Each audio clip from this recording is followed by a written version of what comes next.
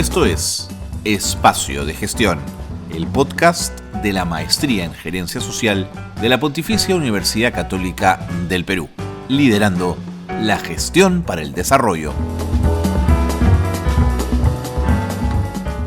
Hola, ¿qué tal? ¿Cómo están? Muy buenas tardes. Bienvenidos y bienvenidas a Espacio de Gestión, el programa de radio de la Maestría en Gerencia Social de la Pontificia Universidad Católica del Perú, que llega a su edición número 460. 460 programas llevando la gerencia social desde la perspectiva de la Maestría en Gerencia Social de la PUC a todos los rincones de la Internet. Y con ello del mundo, por supuesto. Estamos muy contentos de estar con ustedes y de seguir teniendo este espacio que nos propone la maestría para hablar de los asuntos ligados a la gerencia social. Y hoy hablaremos de la crisis de las demunas en la provincia de Urubamba. Esta es parte de una investigación trabajada por una estudiante de la maestría, hoy magíster en gerencia social, que desarrolló este tema y lo investigó para su grado de maestría. Ella buscó identificar las causas por las que los niños, las niñas y los adolescentes no acuden a las demunas para denunciar situaciones de vulnerabilidad de derechos. Ese será el tema del programa de hoy. Quédense con nosotros, acompáñenos porque comienza Espacio de Gestión. Bienvenidos y bienvenidas.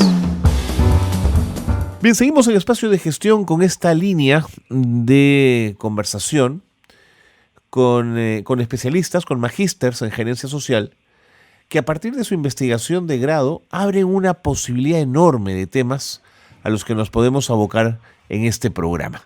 Y hoy vamos a hablar de la crisis de las demunas.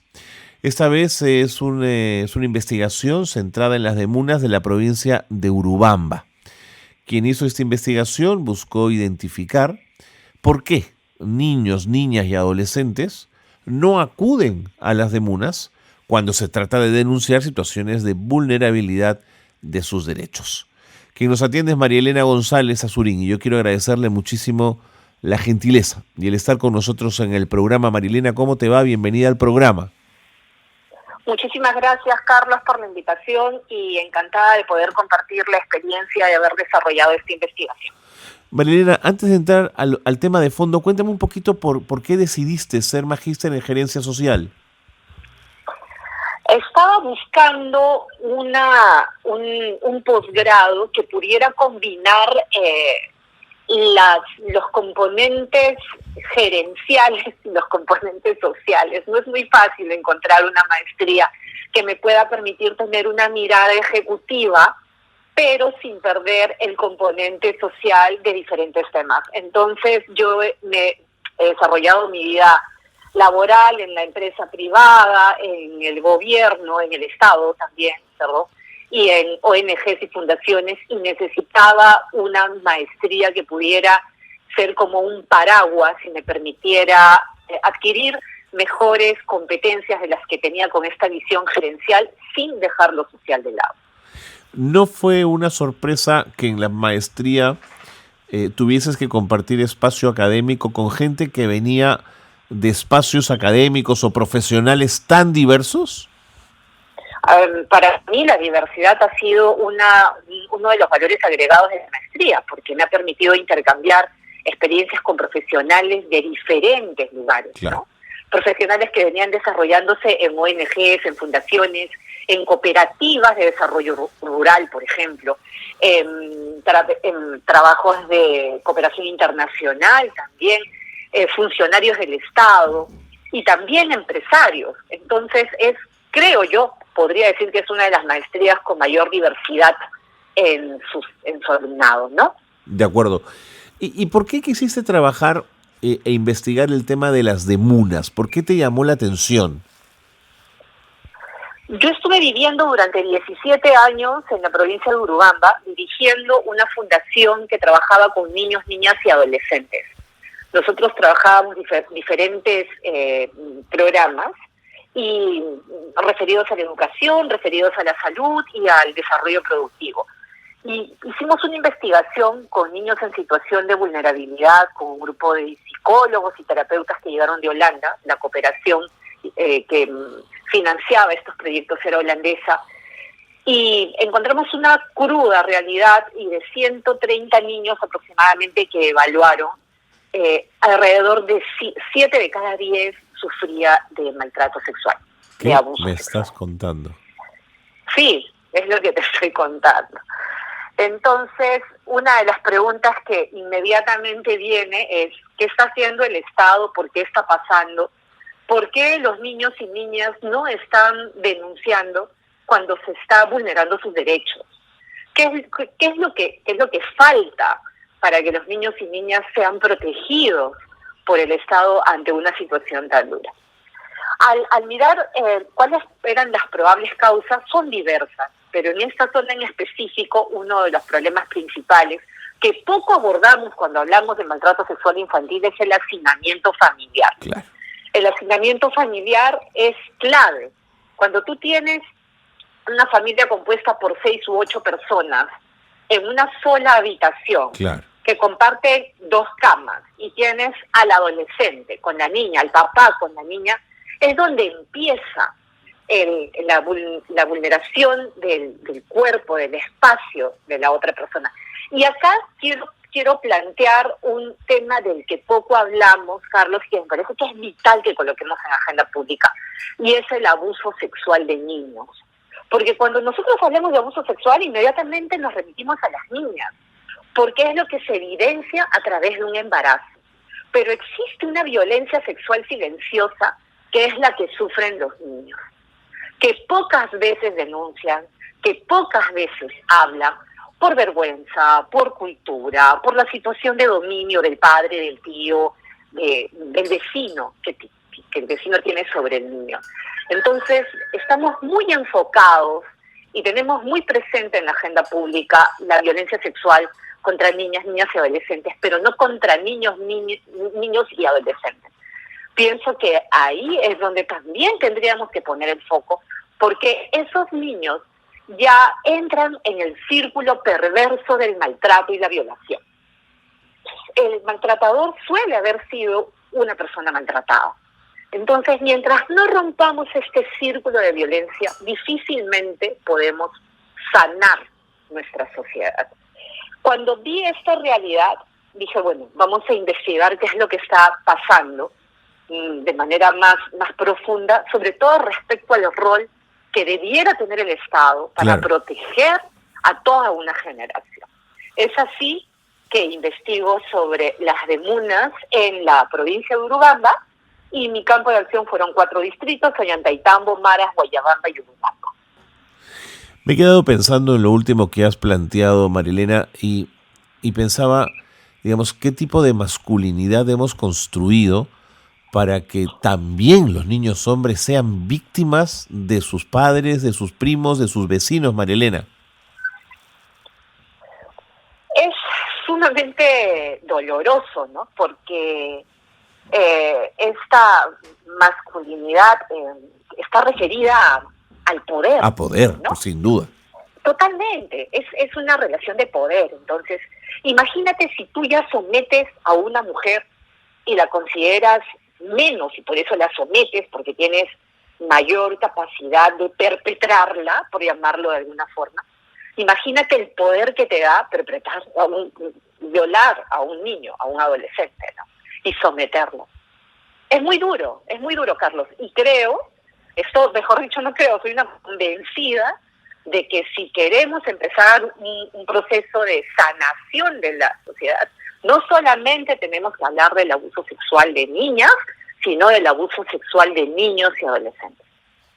Bueno, creo que pone sobre la mesa un tema profundamente complejo y profundamente importante, en tal caso de abordar en otro plano. Pero no quiero distraerme de lo que nos ha convocado hoy día, que es el tema de las demunas, y quería preguntarte en ese sentido, ¿cuáles son las principales funciones y responsabilidades de una demuna en una provincia como la de Urubamba, por ejemplo?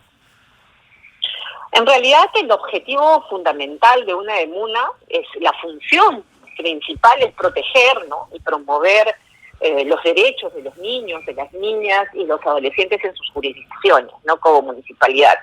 Pero acá también surge otro problema u otro punto que hay que también colocar en la agenda pública. tenemos alrededor de 2.300 demunas aproximadamente, y en el 2012 se tenían 2.200 demunas sin acreditación, y en el 2022 tuvimos 1.890 demunas, y de estas 1.890 demunas registradas en el 2022, solo 400 están acreditadas. Eso es vergonzoso, porque una demuna sin acreditación no puede actuar ante situaciones de riesgo, porque no tienen autoridad. Entonces, ¿Tus cifras son nacionales, no, Marilena? Sí, son nacionales. Ok. Sí, son nacionales, y ese es un tremendo desafío para el Ministerio de la Mujer y Poblaciones Vulnerables, por supuesto, ¿no? La acreditación de las demunas, junto con los municipios existentes en nuestro país, ¿no? Claro. Mientras una demuna no esté acreditada, es un saludo a la bandera. Tú vas, haces la denuncia y se queda simplemente en denuncia, ¿no? ¿La acreditación de una demuna depende de un papeleo legal o depende del liderazgo de un alcalde que crea que la demuna debe funcionar activamente? Depende de la voluntad política, Carlos. Claro. Esto es voluntad política pura.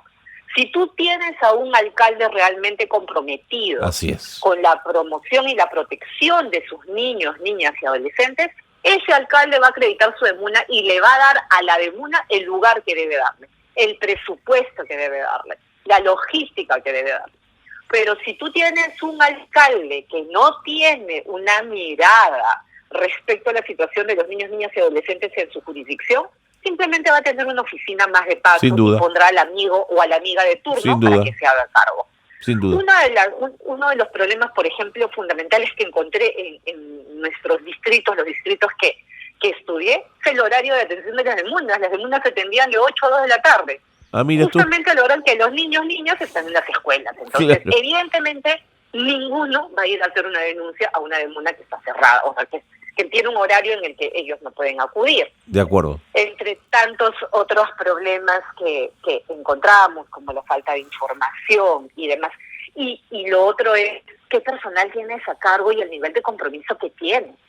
Porque si tú utilizas la demuna como un puesto para poder devolver un favor político, entonces esa persona no va a asumir la responsabilidad genuina con la protección de los niños, niñas y adolescentes de su jurisdicción. Correcto. Marilena, una última pregunta antes de irme a la pausa. Tengo que ir con las noticias de Gerencia Social, pero quería preguntarte si tu preocupación frente a la ausencia de denuncias tenía que ver con que estadísticamente encontraste que en la demuna del Urubamba no había denuncias, los números eran muy bajos. Los números eran muy bajos y las denuncias que existen no están vinculadas a la violencia sexual. Y acá tengo una data interesante, que es una data del 2021 que encontré a nivel nacional. En el 2021 se hicieron 267.271 denuncias en las demunas. El 22% de estas denuncias es por alimentos. El otro 22% es por asesoría legal, un 14% por asesoría psicológica, 12% por régimen de visitas, 5% por 11% por tenencia y 11% por violencia. Entonces, lo que prima a nivel de denuncias en las demunas son los alimentos y no precisamente este problema neurálgico que existe, que es la violencia sexual contra los niños, niñas y adolescentes. Claro. Marilena, me tengo que ir a la pausa, por favor, quédate un ratito más con nosotros para seguir conversando. Voy con las noticias de Gerencia Social y regreso contigo para seguir conversando, si te parece. Muchas gracias. Pausa breve en Espacio de Gestión. Continuamos en el programa, no se vaya, quédense con nosotros. Esto es el Espacio de Gestión, el programa de radio de la Maestría en Gerencia Social de la Pontificia Universidad Católica del Perú. Esto es Gerencia Social Noticias. El próximo 6 de octubre se suspenderá el servicio de agua en 22 distritos de la capital. Sedapal ha tomado esta medida para poder realizar trabajos de mantenimiento y limpieza de reservorios. Sin embargo, la población ha manifestado su malestar por diversos medios frente a esta decisión. Estudiantes del cuarto año de secundaria del Colegio Mayor Secundario Presidente del Perú viajarán a Panamá para participar en la Olimpiada Mundial de Robótica. Ellos quedaron seleccionados tras crear un dron equipado con inteligencia artificial e impresora en 3D que previene la congestión marítima mediante la detección y el conteo de barcos. César Vázquez, ministro de Salud, informó que se darán de baja más de 34.000 frascos de la vacuna bivalente contra el COVID-19. Se tomó esta medida tras detectarse que hay indicios de ruptura de la cadena de frío. Hasta aquí las noticias de Gerencia Social que marcan la actualidad. Seguimos en el programa, qué bueno que están con nosotros. Nos acompaña esta tarde María Elena González Azurín, ella es magíster en Gerencia Social, que desarrolló una investigación vinculada con la crisis de las demunas en la provincia de Urubamba. Ella buscó identificar las causas por las que niños, niñas y adolescentes no acuden a las demunas a denunciar situaciones de vulnerabilidad de sus derechos y nos ha estado contando algunos detalles en relación a lo que fue encontrando a medida que fue sumergiéndose y conociendo este tema en particular. Marilena, más preguntas para terminar de entender. ¿Podríamos pensar que hay barreras geográficas o de accesibilidad que impidieran a los niños, a las niñas y a las adolescentes de Urubamba acudir a las demunas? ¿Esa podría ser un vector que explique el problema? Podría ser un vector, pero no es un vector determinante, porque las denuncias no se dan ni en los niños urbanos ni en los niños de las zonas rurales, a pesar de que la data de violencia sexual puede ser la misma. O sea, no existe una data respecto a que los niños de la zona urbana hacen más denuncias que los niños de la zona rural. No hay una discriminación respecto a eso. No va por ahí, de acuerdo. ¿Cómo comenzaste tu trabajo de investigación? ¿Hiciste entrevistas a profundidad? ¿Hiciste encuestas? Cuéntame la metodología. Sí, este es un estudio de caso y utilicé como metodología encuestas, entrevistas a profundidad y focus. ¿Con quién hablaste? ¿Con quién conversaste? Yo trabajé con niños y niñas, con papás y mamás, con docentes y con los responsables de las demunas. Esos fueron los 4 públicos con los que trabajé. Correcto. Y entonces, lo que ellas narraban, lo que las personas te contaban, te iban diciendo para poder armar tu investigación, ¿qué primeras líneas fueron arrojando? ¿Qué fue lo primero que fuiste detectando en estos relatos? Varias cosas, ¿no? Primero, no van a las... Muchos de los padres saben qué cosa es una demuna, no en profundidad, pero saben que existe una defensoría, que uno puede ir, ¿no? Y puede acudir, pero no acuden pero no tienen información completa, ¿no? Eso es algo que es importante. Nunca han recibido capacitación sobre las demunas, es un factor súper importante. Los padres y madres no conocen sobre las demunas, han oído por ahí, ¿no? No van a las demunas por diferentes razones. Uno de ellos es el horario de atención. Como te decía, es un horario de atención súper limitado. Y luego hay otro factor que también me parece importante mencionar y que es bastante determinante, y es que la gente tiene resistencia de ir a la demuna cuando ésta se encuentra dentro del municipio. Ah, mira.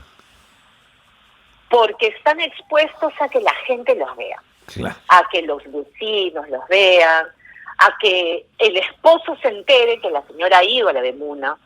Entonces, una de las demunas que sí funcionaba estaba dentro del mercado. También es importante, en el caso de las demunas, hacer una evaluación de cuál es el mejor lugar para poder colocar la oficina, claro, implementar la oficina de la demuna, ¿no? Porque puede generar resistencia, sobre todo por lo cultural, ¿no?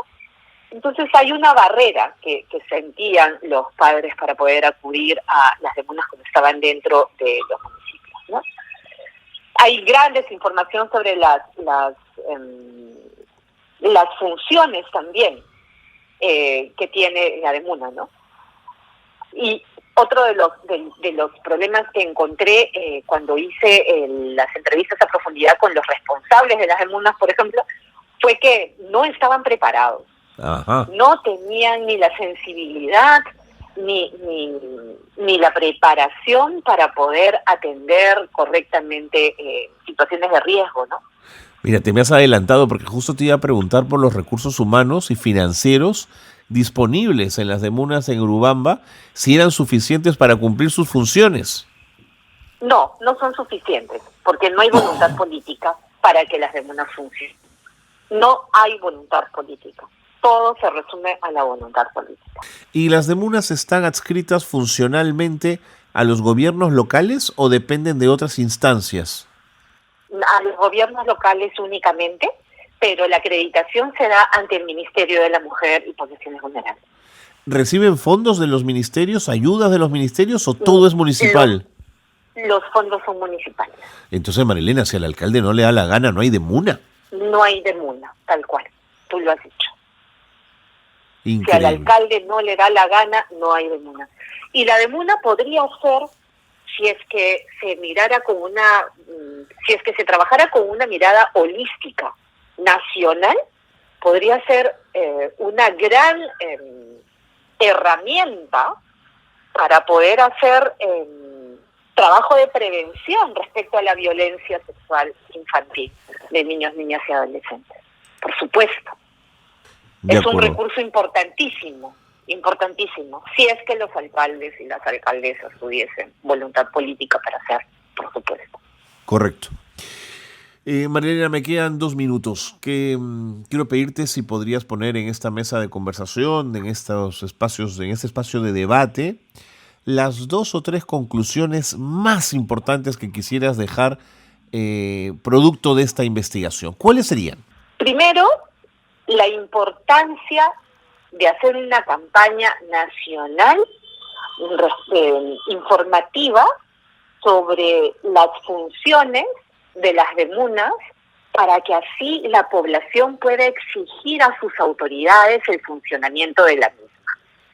Si la población civil no ejerce presión, difícilmente un alcalde va a tener voluntad política para poner en funcionamiento al 100% una demanda. Y eso solamente lo logramos con información. Claro. Si los ciudadanos estamos informados, podemos ejercer presión. Creo que eso es fundamental. Lo otro es que hay mucha falta de preparación de los agentes que brindan servicios en las demunas.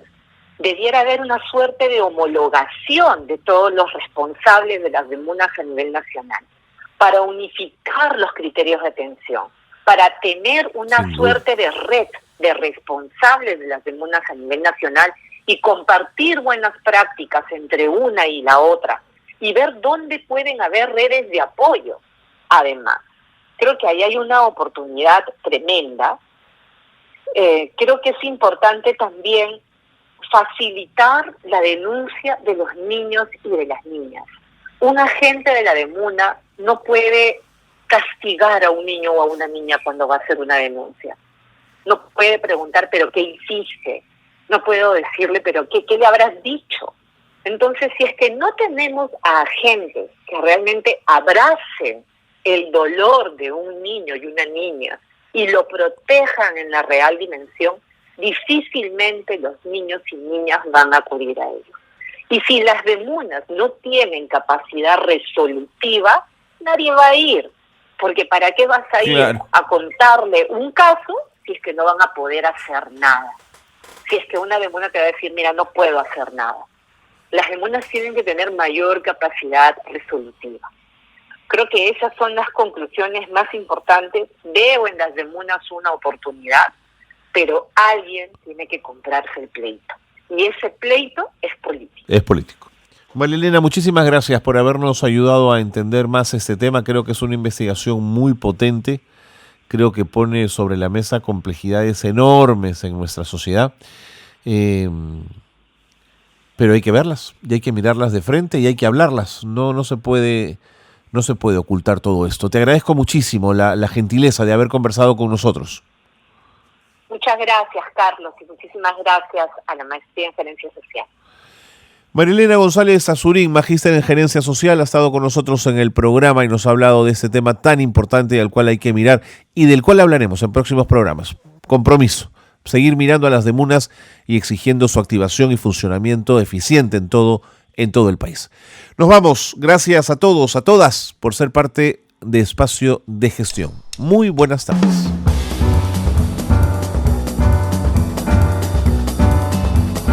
Hasta aquí una nueva edición de Espacio de Gestión. La gerencia social liderando la gestión para el desarrollo.